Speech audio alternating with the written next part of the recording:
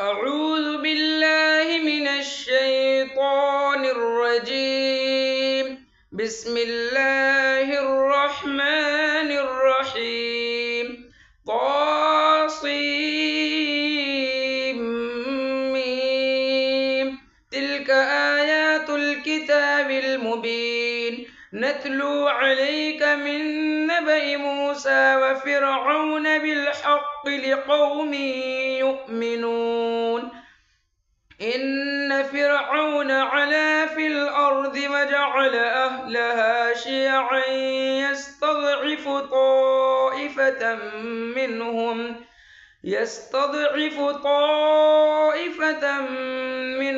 يذبح أبناءهم ويستحيي نساءهم إنه كان من المفسدين. ونريد أن نمن على الذين استضعفوا في الأرض ونجعلهم أئمة ونجعلهم الوارثين. ونمكن لهم في الأرض ونري فرعون وهامان وجنودهما منهم ما كانوا يحذرون. وأوحينا إلى أم موسى أن أرضعيه فإذا خفت عليه فألقيه في اليم ولا تخافي ولا تحزني إنا رادوه إليك وجاعلوه من المرسلين. فالتقطه آل فرعون ليكون لهم عدوا وحزنا إن فرعون وهامان وجنودهما كانوا خاطئين. وقالت امرأة فرعون قرة عين لي ولك لا تقتلوه عسى أن ينفعنا أو نتخذه ولدا وهم لا يشعرون.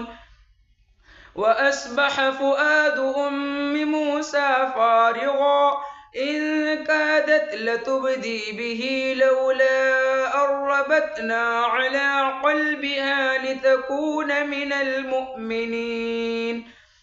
وقالت لأخته قصيه فبصرت به عن جنب وهم لا يشعرون. وحرمنا عليه المراضع من قبل فقالت هل أدلكم على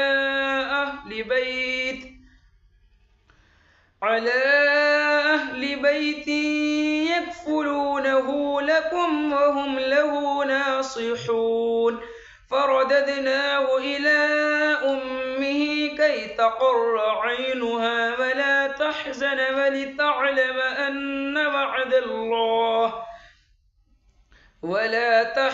ولتعلم أن وعد الله حق ولكن أكثرهم لا يعلمون. صدق الله العظيم. السلام علیکم ورحمۃ اللہ وبرکاتہ۔ ترجمہ قرآن کے سلسلے میں آج ہم انشاءاللہ نئی سورہ قصص کا مطالعہ شروع کریں گے۔ اس کا پہلا رکوع آپ کے سامنے میں پیش کروں گا، ترجمہ اور تفسیر۔ آیت نمبر 1 سے لے کے آیت نمبر 13 تک۔ الحمدللہ رب العالمین والصلاۃ والسلام علی رسول الکریم وعلی آلہ وصحبہ اجمعین، اما بعد۔ اعوذ باللہ من الشیطان الرجیم، بسم اللہ الرحمن الرحیم۔ سورہ قصص مکی صورت ہے اور اس میں 88 آیتیں ہیں اور 9 رکوع ہیں۔ اس سے پہلے سورہ شورا آئی، پھر سورہ نمل آئی، اب سورہ قصص۔ ان کی نزول کی ترتیب بھی یہی ہے۔ شروع اللہ کے نام سے جو بڑا مہربان نہایت رحم فرمانے والا ہے۔ تاسین میم حرف المقطعات ہیں، ان کا علم صرف اللہ اس کے رسول ہی کو بہتر معلوم ہے۔ یہ آیتیں ہیں روشن کتاب کی۔ ہم آپ کے سامنے موسیٰ اور فرعون کا صحیح واقعہ بیان کرتے ہیں ان لوگوں کے لیے جو ایمان رکھتے ہیں۔ لگ بھگ قرآن کی 550 آیتوں میں حضرت موسیٰ علیہ السلام کا بیان ہماری ہدایت کے لیے آیا، اور نبی اکرم صلی اللہ علیہ وسلم کی زبان سے یہ صدیوں پرانے حالات اور واقعات جاری ہونا حضور کی صداقت اور حق ہونے کی علامت ہے۔ یہاں اللہ نے کہا کہ فرعون کا صحیح واقعہ بیان کرتے ہیں تو ایمان والوں کے لیے اس میں عبرت ہے، تاکہ ان کے علم میں ہدایت میں اور اضافہ ہو جائے ایمان والوں کے۔ یقیناً فرعون نے زمین میں سرکشی کر رکھی تھی اور وہاں کے لوگوں کو گروہ گروہ بنا رکھا تھا، اور ان میں سے ایک فرقے کو کمزور کر رکھا تھا، اور ان کے لڑکوں کو تو ذبح کر ڈالتا تھا اور ان کی لڑکیوں کو زندہ چھوڑ دیتا تھا۔ بے شک و شبہ وہ تھا ہی مفسدوں میں سے۔ یہ فرعون کے کارنامے اس آیت میں بیان ہوئے، مطلب زمین میں سرکشی کر رکھی تھی، خود کو بڑا معبود کہلواتا تھا لوگوں سے کہ میں تمہارا خدا ہوں معاذ اللہ، اور وہاں کے لوگوں کو گروہ گروہ بنا کے، یہ سرکشی ہے، لوگوں کو بھڑا دینا، خود حکمرانی کرنا۔ آج بھی یہی حال ہے کہ سیاست میں ڈیوائڈ اینڈ رول والا جو پالیسی ہے، یہ انگریزوں کے زمانے سے چلی آ رہی، بہت سے پولیٹیشین کرتے ہیں آج بھی، کہ عام لوگوں میں اس طرح سے ڈیوائڈ اینڈ رول کا جو پالیسی ہے اسے پھیلا کے اس میں آپس میں بھڑا دیتے ہیں لوگوں کو۔ تو اس نے بھی یہی کر رکھا تھا، اور ان میں سے ایک فرقے کو کمزور کر رکھا تھا، مطلب جکڑا ہوا تھا بنی اسرائیل کو، حالانکہ وہ اس وقت کی اعلیٰ ترین قوم تھی بنی اسرائیل، اور لیکن اس نے انہیں جکڑ لیا تھا صرف ان کی جہالت کی وجہ سے۔ ہم بھی آج دیکھیں کہ ویسے تو مسلمان جو ہے وہ اہم ترین قوم ہے اللہ کی، قرآن میں اللہ نے کہا کہ مجھے اسلام پسند ہے اور مسلمان، لیکن آج حالات دیکھ لیجیے آپ، صرف اور صرف ایجوکیشن نہ ہونے کی وجہ سے سب سے بدتر اس ٹائم انسانوں میں مسلمانوں کا شمار ہوتا ہے، کیونکہ ایجوکیشن نہیں ہے اور اخلاقی پستی اتنی زیادہ ہے، نہ دین کا علم ہے نہ دنیا کا علم ہے۔ اور اس کا کارنامہ یہ بھی تھا کہ وہ لڑکوں کو تو ذبح کر دیتا تھا۔ اصل میں ایک کاہن کے کہنے پہ اس نے یہ کیا، اور لڑکوں کو تو بنی اسرائیل کے قتل کر دیتا تھا۔ ایک کاہن نے کہہ دیا کہ ایک بنی اسرائیل کا لڑکا تجھے پیدا ہوگا اور وہ تجھے قتل کرے گا۔ یہ نہیں سوچا اس نے کہ اگر کاہن سچا ہے تو یہ جو کہہ رہا ہے یہ ہو کے رہے گا، اور اگر جھوٹا ہے تو یہ اسے تب بھی مروانے سے کیا فائدہ لوگوں کو۔ لیکن وہ ان کے بچوں کو، لڑکوں کو قتل کر دیتا تھا، کرواتا تھا، لڑکیوں کو زندہ چھوڑ دیتا تھا۔ بے شک و شبہ وہ تھا ہی مفسدوں میں، مطلب فساد پھیلانے والا۔ پھر ہماری چاہت ہوئی کہ ہم ان پر کرم فرمائیں جنہیں زمین میں بے حد کمزور کر دیا گیا تھا، یعنی بنی اسرائیل پہ، اور ہم انہیں کو پیشوا اور زمین کا وارث بنائیں، مطلب زمین کا امام بنا دے بنی اسرائیل کو۔ بعد میں خلافت اور اقتدار عطا کیا اللہ نے، اور سورہ اعراف 137 میں پورا واقعہ گزر چکا پیچھے۔ اور یہ بھی کہ ہم انہیں زمین میں قدرت و اختیار دیں،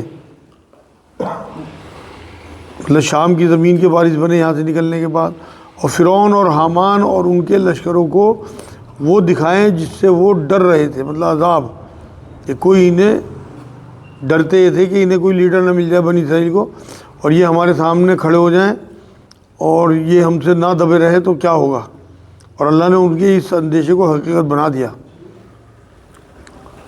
نجومی کے ذریعے اللہ نے کہلوایا، اور ایسا لڑکا ان میں پیدا ہوگا جو تجھے ختم کرے گا، ڈر پیدا کر دیا اس کے دل میں۔ اس وجہ سے سارا معاملہ چل رہا تھا۔ ہم نے موسیٰ علیہ السلام کی ماں کو اور فرعون حامان کے لشکروں کو دکھائیں جس سے وہ ڈر رہے تھے۔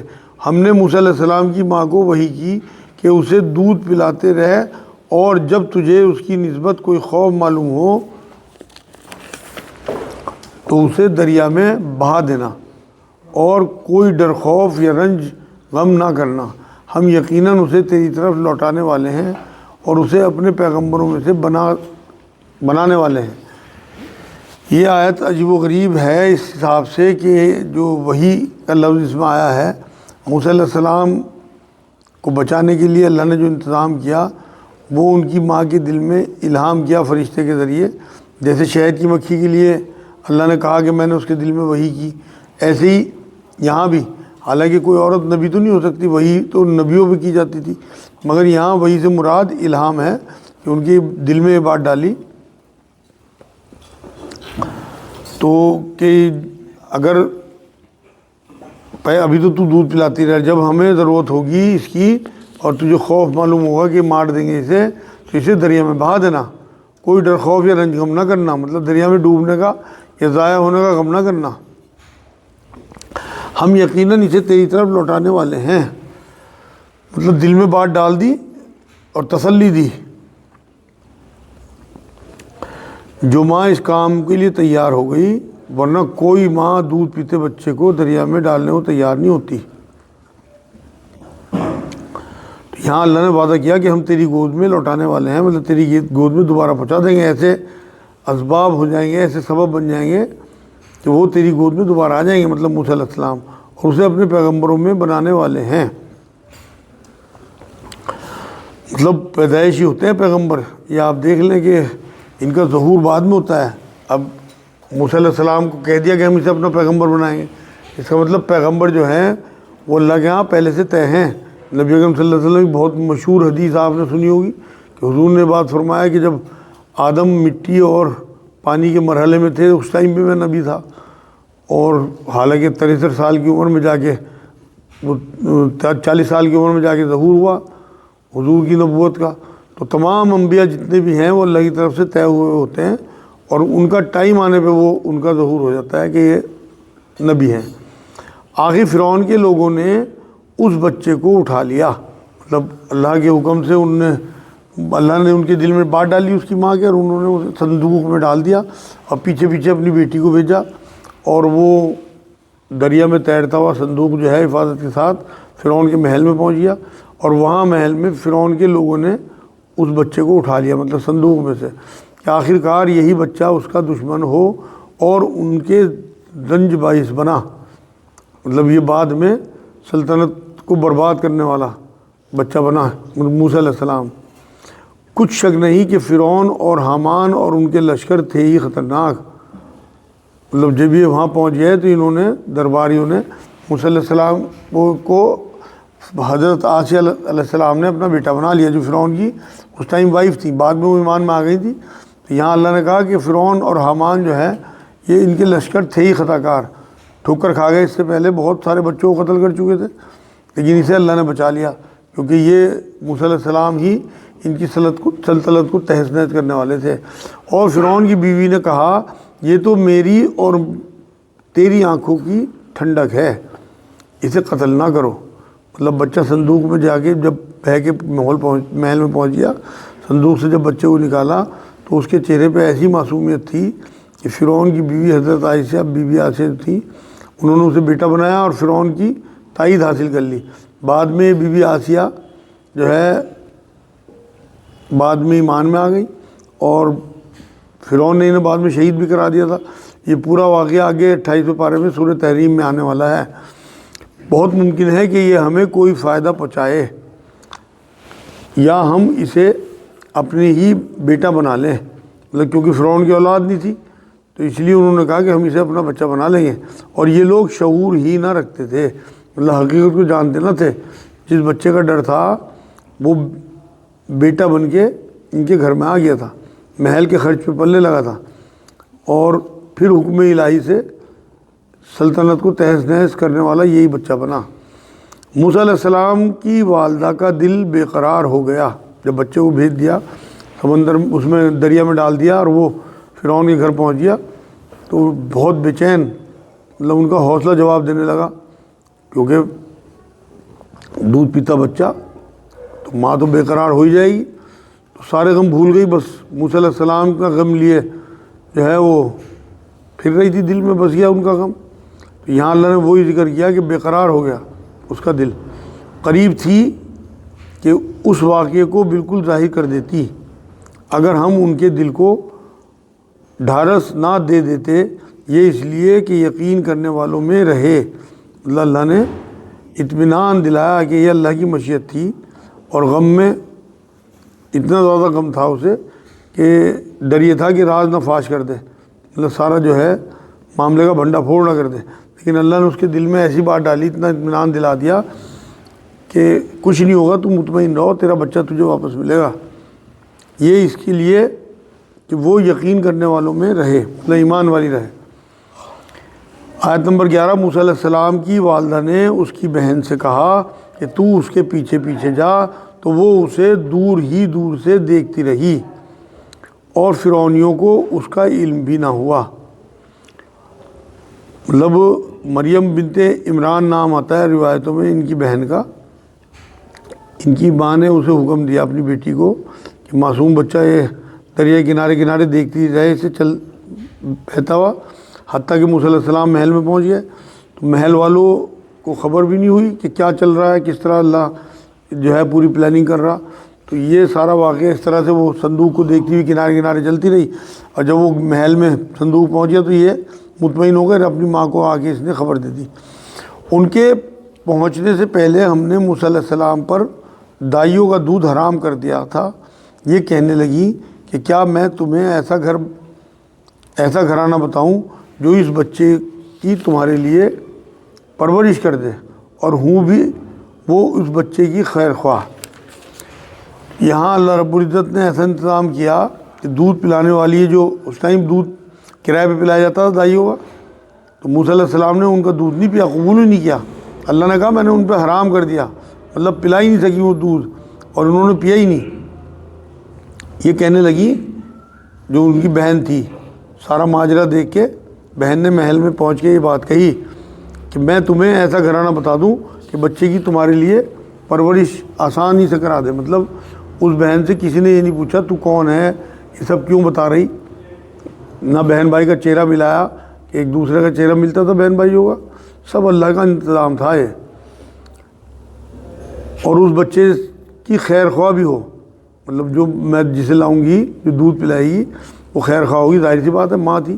آج کی آخری آیت، پس ہم نے اسے اس کی ماں کی طرف واپس پہنچایا تاکہ اس کی آنکھیں ٹھنڈی رہیں اور آزردہ خاطر نہ ہو، اور جان لے کہ اللہ تعالیٰ کا وعدہ سچا ہے، لیکن اکثر لوگ نہیں جانتے۔ سورہ بقرہ آیت 216 میں اللہ نے یہ بات کہی ہے کہ بہت ساری چیزیں ایسی ہیں جو تمہیں اچھی لگتی ہیں، لیکن مجھے پتہ ہے وہ تمہارے لیے اچھی نہیں ہیں، اور بہت ساری چیزیں ایسی ہیں جو تمہیں بری لگتی ہیں، مگر مجھے پتہ ہے کہ وہ تمہارے لیے اچھی ہیں۔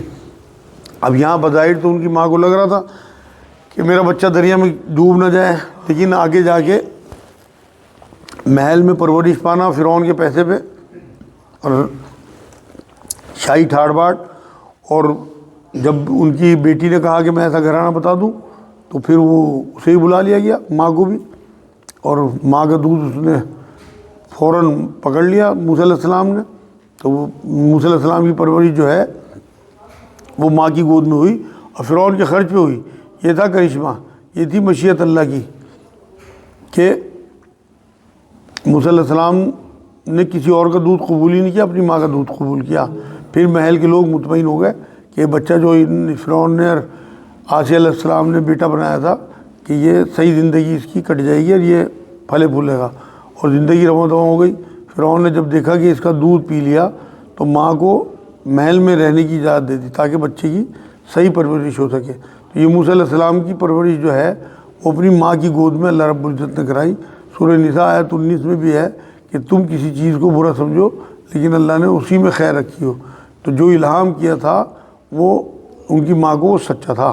یہ آج الحمدللہ سورہ قصص کا پہلا رکوع اللہ نے پورا کرا دیا۔